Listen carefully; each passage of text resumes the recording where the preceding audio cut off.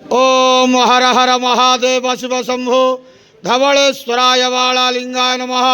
दीपं ज्योति परम ब्रह्म दीपं ज्योति जनार्दनः दीपाहरत मे पाप पूजा दीप नमस्तुते। धवलेश्वराय वालालिंग महाप्रभु संसार सुखी रखंतु।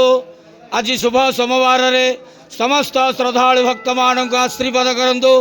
मनस्कामना पूर्ण करंतु। कर्म क्षेत्र उन्नति करंतु। ग्रह इष्ट खंडन करंतु। जगतर मंगल करंतु। विश्वर कल्याण करंतु। आपणकर नाम विख्यात करंतु। सेवकर डाक श्रवण करंतु। समस्त गुआवसा भक्त मानकर मनस्कामना पूर्ण करंतु। जो जो भक्त माने आपण पाखरे मानसिक रखिछंती तांका मानसिक पूर्ण करंतु। धवलेश्वराय वालालिंगाय नमो नमः। संसार सुखी रखंतु। आनंदे गवार हरि बोलो। आज शुभ सोमवार रे समस्त श्रद्धालु भक्त मान को आशीर्वाद करंतु। आनंदे गवार हरि बोलो। धवलेश्वराय वालालिंगाय नमो नमः।